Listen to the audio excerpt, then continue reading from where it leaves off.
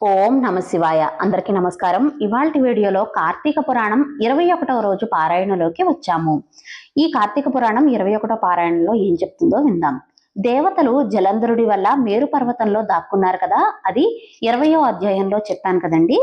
వాళ్ళు పట్టణానికి వాళ్లను పట్టుకోవడానికి జలంధరుడు కొంత సైన్యంతో వీళ్ల మీదకు పడిపోయాడట. మారుమూలల్లో దాక్కుని ఉన్నా కూడా వదలకుండా ఉన్న జలంధరుడికి దొరికిన వారైనా ఈ దేవతలందరూ కూడా పరిపరి విధాలుగా విష్ణుమూర్తిని స్తుతి చేయడం మొదలుపెట్టారట. శ్రీ షిరిడి సాయిబాబా ఆశీస్సులతో జ్యోతిష్యం చెప్పబడను. గురూజీ శివరామరాజు గారు. Phone number 9989113230. దూర ప్రాంతాల్లో ఉన్నవారికి ఒక్క ఫోన్ కాల్ ద్వారానే జ్యోతిష్యం చెప్పబడును. మీకు ఎటువంటి సమస్య ఉన్నా, ప్రేమ, పెళ్లి, ఉద్యోగం, రాజకీయం, విదేశీ ప్రయాణం, ధనం నిలకడలేకపోవడం, భార్యాభర్తల మధ్య గొడవలు, ఆస్తి తగాదాలు, అప్పుల బాధలు, ముఖ్యంగా సంతానం లేకపోవడం, ఇలా మీకు ఎటువంటి సమస్యలు ఉన్నా వెంటనే గురూజీ శివరామరాజు గారిని సంప్రదించండి. ఎటువంటి సమస్య అయినా 100కు 1000% పరిష్కారం చూపిస్తారు. నారదుడు ఈ విధంగా ప్రార్థిస్తున్నారు. మత్స్య కూర్మాది అవతారములు ధరించిన వాడువు, సదా భక్తుల కార్యములు చేయడం మందు సంసిద్ధుడుగా అయిన వాడవు, దుఃఖములు నశింపజేయన వాడవు, బ్రహ్మాదులను సృష్టించి వెలయింపజేయువాడవు, శంఖం గదా పద్మము పంచాది ఆయుధములను ధరించిన వాడివి అయినా నీకు నమస్కారం అగుగాక. లక్ష్మీపతి గరుడవాహనుడు పీతాంబరుడు అయిన నువ్వు యజ్ఞాదులకు కర్తవు, క్రియవు, హితుడవు అగుగాక. సర్వరక్షకుడవు అయినటువంటి నీకు జయముగాక. రాక్షసులచే పీడింపబడిన దేవతల దుఃఖమును కొండని నశింపజేయడంలో నువ్వు వజ్రాయుధం వంటి వాడివి, శేషశయనుడివి, సూర్యచంద్రులనే నేత్రాలుగా కలిగిన వాడివి. ఓ విష్ణువా, నీకు నమస్కారం, శతకోటి నమస్కారాలు, అనేక నమస్కారాలు. ఇలా ఎన్నో పరిపరి విధాలుగా ప్రార్థిస్తున్నారట. ఇలా దుఃఖిస్తూ చేస్తున్న ప్రార్థన చక్రపాణి చెవున పడ్డాయి. దేవతల కష్టానికి చింతిస్తూనే దానవులపైన కోపం కలవాడై తన శయ్యను వీడి గరుడ వాహనంపై కదులుతూ, లక్ష్మిని నీ తమ్ముడు జలంధరుడికి దేవగణాలకు యుద్ధం జరుగుతోంది, దేవతలు నన్ను ఆశ్రయించారు, నేను వెళ్తున్నాను అని చెప్పారట. అందుకు ఇందిరాదేవి కొంత చలించినదై, నాథా, నేను నీకు ఇంత ప్రియురాలి అయి ఉండి కూడా నా తమ్ముడు వధించడం ఎలా జరుగుతుంది అని ప్రశ్నించిందట. అప్పుడు విష్ణువు నవ్వి, నీ మీద ఉన్న ప్రేమ చేత, బ్రహ్మ నుండి అతను పొందిన వరాల చేత శివాంశ సంభూతుడు కావడం వల్ల కూడా జలంధరుడు నేను చంపదగిన వాడను కాదు అని మాత్రం చెప్పి సర్వాయుధం ధరించి గరుడ వాహనధారి అయి అతి త్వరితంగా యుద్ధ భూమికి చేరిపోయాడట. ఎవరు? విష్ణుమూర్తి. మహాబలి అయిన గరుడి రెక్కల వలన పుట్టిన గాలి వల్ల రాక్షసులందరూ మేఘ శకలాల వలె చెల్లాచెదురు అయిపోయారట, నేల కూలిపోసాగారట. అది గుర్తించిన జలంధరుడు ఆగ్రహంతో ఆకాశానికి ఎగిరి విష్ణువుపై యుద్ధానికి ప్రకటించాడు. ఈయన ఏం చేశాడంటే జలంధరుడి యొక్క జెండాను, రథచక్రాలను, ధనస్సుని చూర్ణం చేశాడట విష్ణుమూర్తి. అది అతని గుండెల మీద ఒక బాణం కూడా వేశాడట. ఆ బాధ క్రోధంతో జలంధరుడు గదాధరుడిపై గరుత్మంతుడి తల మీద కొట్టాడట. ఆ దెబ్బకు గరుడు నేల మీద పడ్డాడట. తక్షణమే అతని గదను తన కంఠంతో, అంటే గరుడి ఖడ్గం అంటే నందకం కదా, నందకంతో 2గా నరికివేశాడట. అలిగిన అసురేంద్రుడు ఉపేంద్రుడి ఉదరాన్ని పిడికిట పొడిచాడట. అక్కడితోటి జలంధరుడికి విష్ణువుకి బాహుయుద్ధం ప్రారంభమైంది. అంటే బాహుయుద్ధం అంటే ఇలా కొట్టుకుంటూ ఉండడం. వారి యుద్ధానికి భూమి మొత్తం ధ్వనిమయమైందట. అంటే యుద్ధ భూమి అంతా జ్వలించిపోయిందట. విష్ణువుతో సమానంగా యుద్ధం చేస్తున్న జలంధరుడితో, ఆహా, ఎంత బలశాలివి నువ్వు, నీ యుద్ధం నన్ను ముగ్ధుని చేశాయి, ఏదైనా వరం కోరుకోమని విష్ణువు అనగానే జలంధరుడు చేతులు జోడించి, ఓ రమణ, నీవు నా యందు నిజంగా ప్రసన్నుడు అయితే మా అక్కగారైన లక్ష్మీదేవితోటి నీ సమస్త వైష్ణవ గణాలతోటి వచ్చి మా ఇంట్లో కొలువు తీరి ఉండిపో అని ప్రార్థించాడట. మనకు పురాణ ఇతిహాస కథల్లో మనకు తెలుస్తూ ఉంటుంది, రాక్షసులు ఏదైనా వరం కోరుకునేసరికి అది తిరిగి తిరిగి చివరకు వాళ్ళ నెత్తి మీదకి వచ్చి పడుతుంది. ఆఖరికి వారి పతనానికే దారితీస్తుంది కదా. ఇది కూడా ఇంతే అవుతుంది. తానిచ్చిన మాట ప్రకారం తక్షణమే విష్ణు తరలి వెళ్ళిపోయాడట. సమస్త స్థానాలలోనూ రాక్షసుల్ని ప్రతిష్ఠించాడట జలంధరుడు. దేవ సిద్ధ గంధర్వాది వద్ద ఉన్న రత్న సముదాయానంతట స్వాధీనపరుచుకున్నాడట. వారందరినీ తన పట్టణంలో పడి ఉండేటట్లుగా చేసుకుని తాను త్రిలోక ప్రభుత్వాన్ని నిలుపసాగాడట. ఓ పృథు చక్రవర్తి, ఈ విధంగా జలంధరుడు లక్ష్మీనారాయణులను తన ఇంట్లో కొలువుంచుకుని భూలోకమంతటిని ఏకచక్రాధిపత్యంగా ఏలాడట. విష్ణు సేవ కోసం నారదుడు జలంధరుడి ఇంటికి వెళ్ళాడు. పృథురాజ, అలా తన గృహానికి వచ్చిన నన్ను జలంధరుడు చక్కటి భక్తి ప్రపత్తులతో శాస్త్రవిధిగా సత్కరించి, అనంతరం మునిరాజా, నువ్వు ఇక్కడికి ఎందుకు వచ్చావు? ఏ లోకాలను దర్శించావు?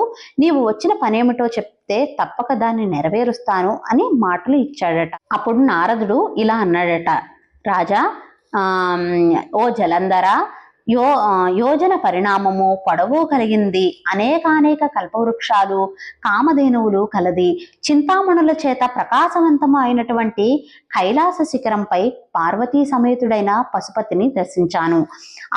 ఆ వైభవాలకు దిగ్భ్రాంతుడినైన నేను అంతటి సంపద కలవారు ఎవరైనా ఉన్నారా అని ఆలోచిస్తే త్రిలోక చక్రవర్తి అయిన నువ్వే గుర్తొచ్చావు. నీ సిరి సంపదలు కూడా చూసి నువ్వు గొప్పవాడివో లేదా శివుడు గొప్పవాడో తేల్చుకుందామని ఇలా వచ్చాను అని చెప్పాడట. అన్ని విషయాల్లోనూ మీ ఇద్దరు ధీటుగానే ఉన్నారు, కానీ ఒక్క స్త్రీ రత్నం ఆధిక్యత మాత్రం నీకంటే ఆ శివుడి దగ్గరే ఉంది అని చెప్తున్నాడు. అప్సరసలు, నాగకన్యలు, దేవకాంతలు ఎవరైనా ఎందరైనా ఉండవచ్చు. వాళ్ళంతా ఏకమైనా సరే ఆ ఏనాంకధారికి ప్రాణాంతర స్థితి అయిన పార్వతీదేవి ముందు ఎవ్వరూ కూడా కొరకారు. ఇక పార్వతీదేవిని నిత్యం పరిశీలిస్తున్న బ్రహ్మదేవుడు ఆమె అందానికి సాటి తేవాలనే నిశ్చయంతో బ్రహ్మదేవుడు అయిన అప్సర గణాన్ని సృష్టించాడు. కానీ ఆ అప్సరసలందరూ కూడా ఏకమైనా సరే అమ్మవారి కాలి గోటికి కూడా సరిపోరు అని చెప్తున్నాడట.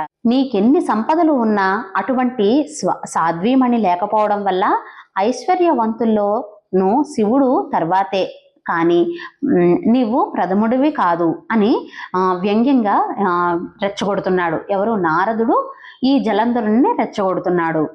ఇలా జలంధరుడు రెచ్చగొట్టి నారదుడు నేను వచ్చేసాను, అనంతరం నేను పార్వతి సౌందర్య ప్రబలుడైన జలంధరుడు మన్మద జరగ్రస్తుడై అయ్యాడు. కాములకు యుక్తాయుక్తాలు విచక్షణలు ఉండవు కదా. అందువల్ల విష్ణుమాయా మోహితుడై జలంధరుడు రాహును చంద్రశేఖరుడికి దగ్గరకు దూతలా పంపించాడట. శుక్ల పక్షపు చంద్రుడిలా తెల్లగా మెరిసిపోతుండే కైలాస పర్వతాన్ని తాను కారు నలుపు దేహకాంతులతోటి నల్లబడుతుండగా రాహువు కైలాసానికి చేరి తాన రాకకు నందీశ్వరుడి ద్వారా పరమేశ్వరుడికి కబురు పెట్టాడట. ఇలా రెచ్చగొట్టిన తర్వాత జలంధరుణ్ణి నారదుడు ఈ విధంగా రెచ్చగొట్టాడు కదా. ఇలా రెచ్చగొట్టిన తర్వాత రాహువు దూతగా వెళ్ళాడట. ఎవరికి?